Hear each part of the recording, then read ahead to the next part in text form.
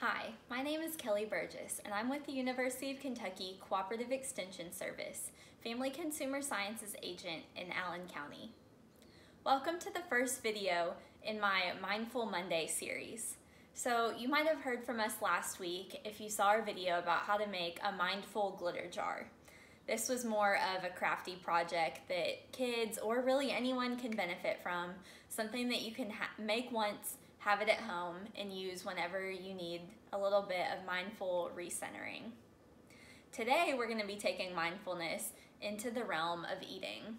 So we're going to be doing an activity, I'll guide you through it, and then it's something you can try at home, called The Last Orange on Earth.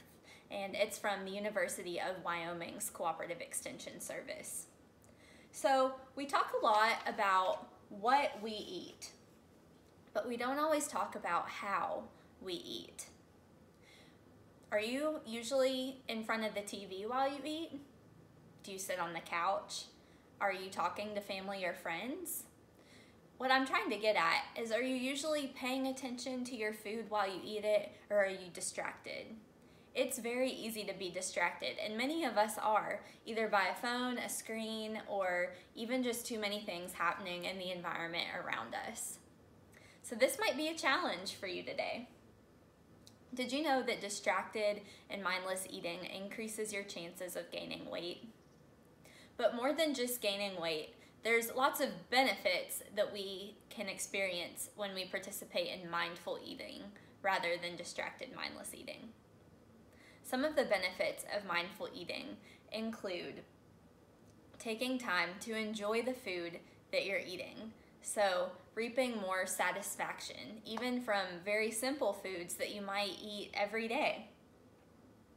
It also helps you realize that there's value in food more than just filling up your belly. It can truly be an enjoyable experience that you can enjoy by yourself or with those around you. So one of the main challenges in this activity is the challenge to slow down. Now I know that all of our lives have seemed to take a little bit slower pace these days, as maybe you've been stuck at home more than usual, or just letting a few things go to the wayside and having a slower pace of life. So hopefully this activity will be timely for you. The supplies that you'll need include an orange. I'm using an orange in this activity. If you don't have one at home, you can use another piece of fruit. Or even something like a pistachio or a peanut. The main thing is that you want there to be some kind of hands-on activity before you eat the fruit. So things like nuts that you would peel, an apple, a raisin, anything like that. You can be creative if you don't have an orange or a cutie or a mandarin or anything like that on hand. You also will need a knife if you are using a larger piece of fruit. Definitely some napkins if you're anything like me, and maybe just a cutting board and a clean surface to do your activity on. This would be a great thing to do as a fun special snack time or even as a dessert or part of your meal. So the steps in the activity: first we need to wash our hands. I know we've heard a lot about hand washing lately, but regardless of whether there is a pandemic going on or not, we always need to wash our hands and wash our produce before we eat. So I've already washed my hands and washed our orange, so that part is taken care of already. So after we've cleaned our hands, cleaned our fruit, cleaned our surfaces, we are ready to begin. So the first step of this activity, we're only going to use our eyes and our hands. We're going to observe the orange, observe the shape, observe the color, and then touch it and observe the texture. If you're having trouble focusing, you can close your eyes while you feel it. It might be porous, it might be soft, it might be spongy. Think about words that you would use to describe the outside skin of the orange. The next thing that we're going to do is imagine the climate where the oranges would grow. The states in the United States that have the most production of oranges are Florida and California. So close your eyes and picture yourself there in one of those places. What would the air feel like? Would it be warm and balmy? Could you smell the freshness of the orange blossoms in the trees? What kind of clothes would you be wearing? Would there be a warm breeze blowing through your hair? Picture yourself in one of these places where this orange or whatever fruit that you might have originally came from. All right, the next step is to smell the orange. So we're gonna engage the next part of our senses, which is our sense of smell. Pick it up. Notice what it smells like. Maybe it smells sweet or fresh. Maybe it really doesn't have a smell at this point. After you've taken time to observe that and take note, we're gonna roll the orange a little bit on our surface. You don't have to do it very hard, but just a little bit to kind of get those juices inside loosened up and flowing. After you've rolled it on the table a little bit, smell it again. See if there's been a change. I can smell it a little bit stronger, just a little bit sweeter, more pronounced of a flavor. You may or may not, scent, I should say. You may or may not be able to smell a difference. So the next thing that we're gonna do after we've kind of rolled it on our hands or on the table is we're gonna use our knife. And so if you're doing this activity with kiddos who are young and haven't learned knife skills yet, you might wanna step in and do this part for them. Or provide just a plastic knife or a butter knife. Those will also work just fine.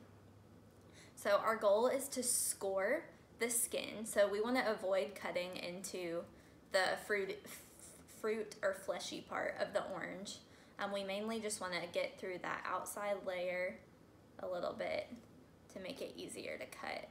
And I'm gonna steady it on our table here. I can already see the juices coming out, so that's a good sign. So we'll just wanna go around. You want it to be about in quarters just to make those sections a little bit easier to pull apart. Okay, now that you've got the outside scored and ready to peel, you guessed it, before we peel it, we're gonna smell it one more time. Now I can really smell a really fresh, flavorful, exciting scent from this orange. So the next step, you might have guessed, is we're gonna peel it. But take your time, don't rush, do it slowly. Take your time and enjoy the experience. See what it feels like in your hands. You might notice some juices flowing out. And if you only had one fruit available at home and multiple people wanted to participate in the activity, this would be a great chance to divide up the sections among several different participants. That way everybody can still participate.